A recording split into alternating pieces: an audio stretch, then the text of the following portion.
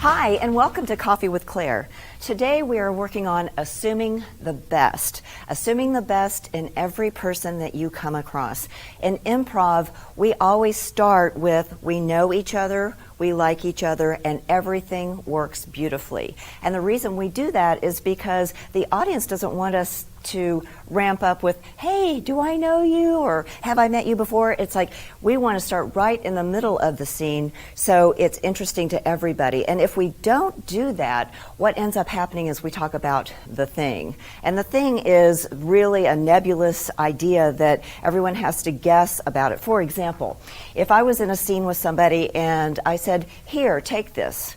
What I'm doing is I'm putting the onus on the person that's next to me to identify what that is. And wouldn't it be a much more interesting scene if I said, here, take this diamond bracelet that you've been wanting for the last 20 years.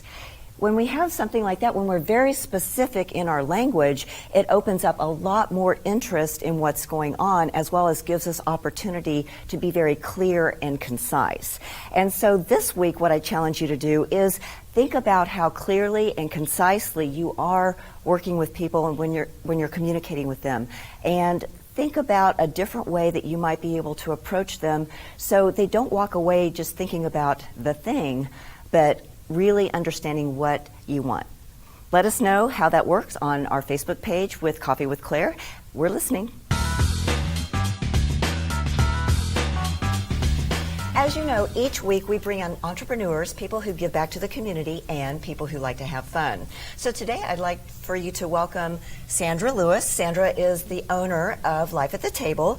And Sandra worked in the corporate world for about 20 years. And then in 2009, she had a now or never moment where she sold her house, put everything in storage, and went to culinary school. She merged her two lives into building a business that helps people understand the secret sauce recipe for living a healthy and satisfied life. So welcome, Sandra. So glad to have you. Thank you. It's good to be here. So tell us a little bit about, first how you got out of the corporate world, because a lot of the people that watch us are entrepreneurs, and we totally understand what that feels like to be under that big corporate umbrella, and then all of a sudden it's like, I've got this epiphany. I'm going to do something different. Ding, ding, ding. Yeah. So tell us a little bit about that. Sure. So I worked in corporate America for 20 years and did training and development for 10, and then sold technology for 10. Loved both of those phases of my life, but realized that doing either of those was not going to get me out of bed with finishing my career really strong. So I had to take a look at my life and decide what was it that really energized me every day. Right. And I decided that I could spend my entire day in the kitchen. Oh, wow. Okay, well, and so the kitchen life was for you, and so you ran off, and I'm sure your family was like, what are you doing? It's like, you're going to go to school, you've been in business for 20 years, you've got a family to support, what's up? Yeah, so I had to sell my house, and I put everything in storage, and that's when I enrolled in culinary school. And wow. Yeah, I think part of my family thought I had lost my mind. My girls, who were in college at the time, were my biggest cheerleaders. Oh, that's great. Yeah. They were like, go mom. They were like, go mom. And so they were in college, I was in college, and we would talk on the phone. They were out of state, and I would say, hey, love you, but I got to go. I have a baking test tomorrow. A baking test. So, well, they were in college. They get it. They got it. They got it right away. Yeah, they did. So, so you went to school, and then you've decided to put together this company called Life at the Table. And so tell us a little bit about how you came to the idea of Life at the Table. I think it's pretty descriptive of a lot of people's lives.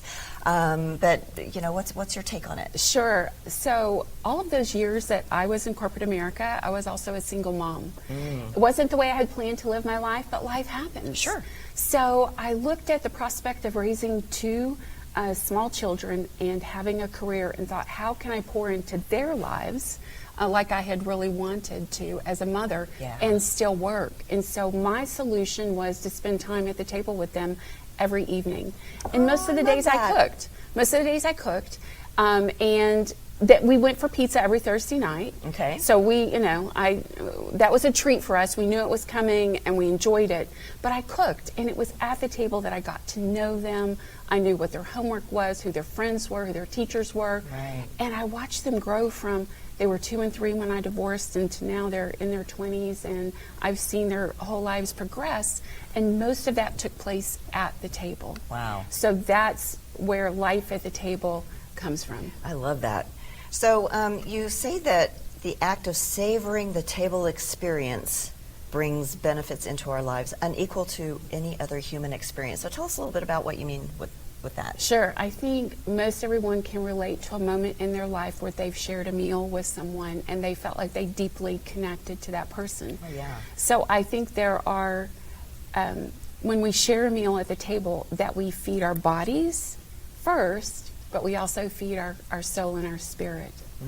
And so that's really what's important in life. And we tend to forget that in our crazy, fast-paced, busy lives. Yeah. We're going a million miles a minute, and then what do we decide to do at the end of the day? We think, oh, there's a rumbly in the tumbly, I've got to feed myself. So it's either fast food or it's takeout.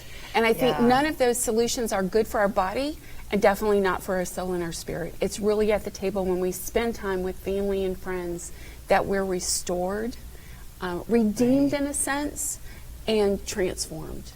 And so you say that life at the table is where life and work meet. Correct. So, and there's true satisfaction in that. I think a lot of people find it hard to find time to make this, happen. I mean, this looks great, and I think about how much time it takes to chop stuff up and to make it all, look, good enough to eat. I'm not a cook, and so cancel. I'm learning how to cook, and I'm sure that you can teach me a lot.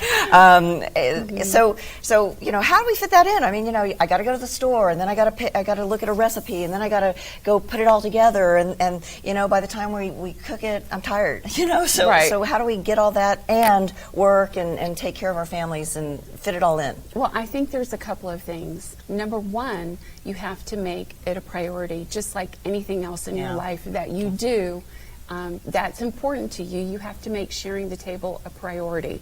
So it has to become a priority, and once it's a priority, then you need some skill. And we have lost skill in the kitchen. So people don't know how to chop an onion. Yeah. They don't know how to chop a bell pepper or a carrot.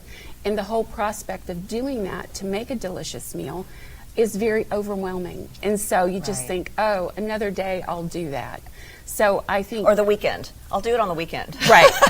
And you can do that on the weekend and cook and then have meals available to, to warm up throughout the week. So so there are strategies and techniques that I talk about. I teach an 8-hour culinary skills program designed for the home cook that's called the Kitchen Academy. Okay. That talks about those very things for people who want to slow down their lives, who want to feed themselves well, who want to spend time at the table with friends and family. It's very doable. And it's doable with technique and just a few strategies that you can incorporate into your life. So if we were going to chop an onion, how would we do that? What's your recommended approach? Oh, well, it's very simple. And onion is one of those ingredients. If you read any recipe, one of the first ingredients is going to be to chop an onion. So it's very important. Knife skills are important because it's an aromatic and it adds flavor to dishes. Yes, it does. I'm going to grab. You cry. I'm going to grab. Yeah. Is there any way that you can stop your crying? There are a lot of techniques that you can read about for chopping an onion. The best one that I know is just to have a sharp knife and get it over with really quickly. So less of the... We don't have to put on a mask. You don't need any goggles. You don't need a match with sulfur. I mean, there's so many techniques. Oh, I hadn't heard of that one. Yeah, you light a match or you put a match in your mouth while you're cutting. Oh, that sounds dangerous. No. Well, it's not lit when you put it in your mouth. It's not lit. It's like, it's my hair on fire. So you run water. I mean, there's so many techniques, but I think the easiest way is just to have a sharp knife. Okay. Okay, that's the easiest way. And when you look at the onion, this is the root end, and then this is the stem end. And oh, really? This looks like the root. Yeah, that's the stem. Okay. So that's where the green stem rises above the dirt. These are the roots that go down. Did not know that. One of the first things you want to do is just barely chop off this piece of the root, because that's where a lot of the dirt and debris from the earth is in this. So I get it off and off of my cutting board as soon as possible. And then so do you wash your cutting board again? No, I just knock off any dirt that landed there. And then I cut off the stem end. Okay. And then I set it on this flat surface, and then I cut through from top to bottom? From top to bottom. Okay. And then I peel it. So that's when I take the peel you off. Don't peel it before. Because this is really kind of hard to get your finger in there, and so don't try to peel it before You're right. you cut it, right? Okay. And then once you get it cut through this root end, you lay it flat. Okay. And you make a horizontal cut through it, and then you make a series of vertical cuts. Okay. And then you turn it back and make another series of vertical cuts. And it is amazing. You can cut an onion in like 1 minute. It's chopped just the way you want it, and it's ready for whatever dish you want to put it in. Awesome. And then for an onion, if you chop up a lot at the same time, how long is it going to stay okay in your refrigerator before you need to throw it out? I have an onion in my refrigerator right now that I had chopped before I went on a 2-week vacation to see family and help out with a new baby, and it's still in my refrigerator and it's still good. Really? Okay. Because my refrigerator was shut for 2 weeks, the temperature in there stayed really cold. Okay. I wouldn't recommend that. But I would say if you chop an onion, it's going to be good in your refrigerator for a while, at least for a week. It's probably going to be good for longer than most people would think it's good for. Yeah, because I always think at the end of the week I need to throw it out because, and then I feel bad because I've only used like this much of it. Right. I hate throwing it away. Right.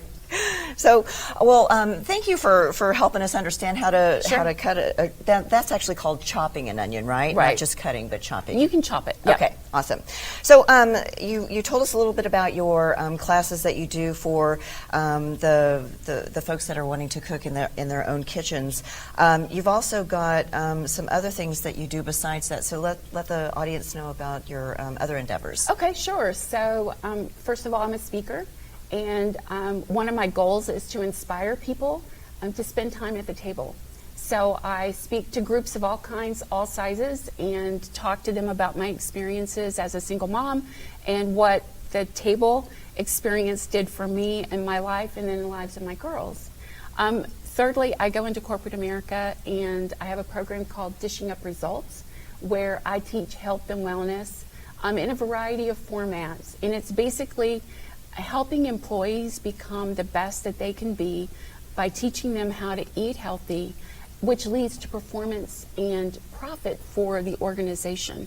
Because if you're an employee and you're feeding yourself well, then you're going to be satisfied and full, and you're going to return to work the next day with being the best whole person that you can be, and perform and more importantly, love the work that you do and be able to put your whole mind into it and bring your creativity and learn to collaborate with your coworkers. So as simple as it sounds, eating well and sharing the table, I believe, impacts every part of our life. And unfortunately, it's just not something that people are doing today. So that's my mission. Right. Well, it makes sense because, we're always saying kids need to have a good meal before they go to school. The parents need to have a good meal before they go to work. It's the same thing. We got to be able to feed our bodies so we can be as, proactive and as energetic as possible. Correct. While we're there. And, creative problem solving and that kind of thing. So, and if I could just say one Sure. thing about breakfast, I think that we need to begin to think about feeding ourselves differently at that very first important meal of the day.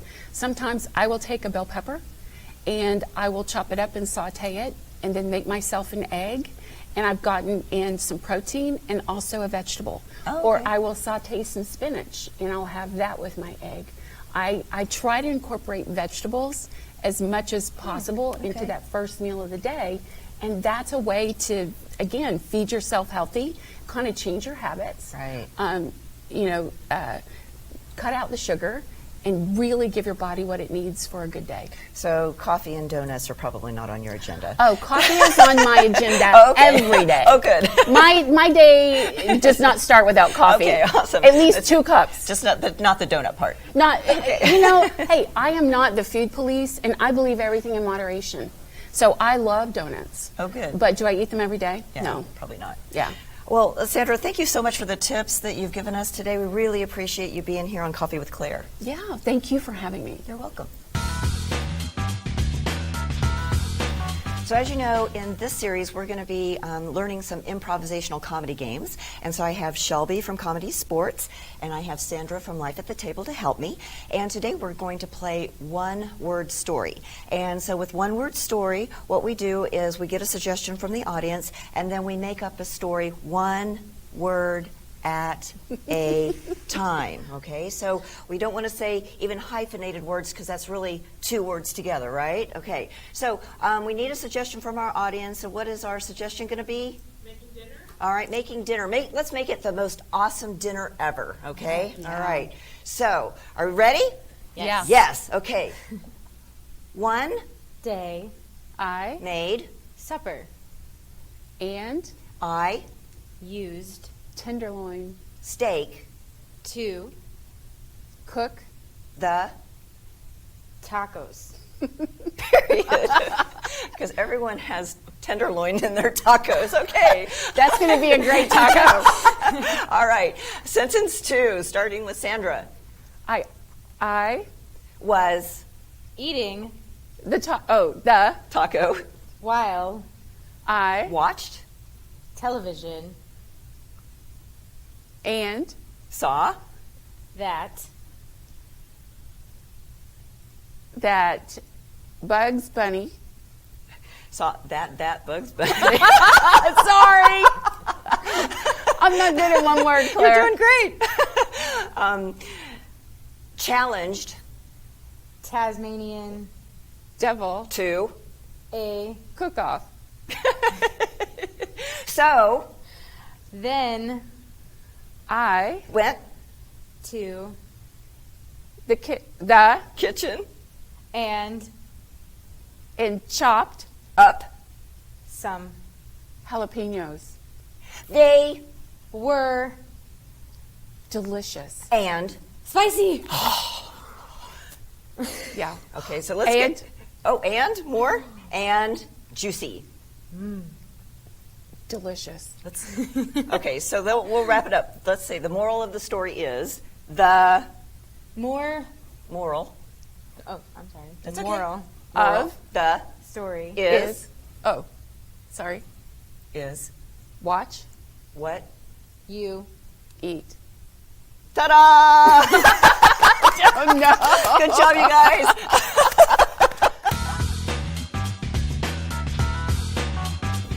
So my first question is, we are all so busy. How do you balance fun with responsibility at work? It's tough, but I work with my family, so we're very close, so we have a good time all day, every day, and on top of that, I'm living my dream. So how do you encourage others in their life to have fun? Just by, relax, and that's part of my business is to, we're a massage and day spa, so we're always helping people relax, and so just relax. So what advice could you give someone that might be struggling right now as to how to keep it fun? Again, relax, because I just finished my first year. It has been so stressful, a ton of fun, but the more, if I relax, the more fun I have and the easier it is. So tell us a little bit about your business. Well, we're a massage and day spa. So we have everything from, of course, all types of massage to facials, anti-aging treatments, haircut and color, eyelash extensions, and a number of other things. So if you had a happy dance or a happy stance, what would that look like?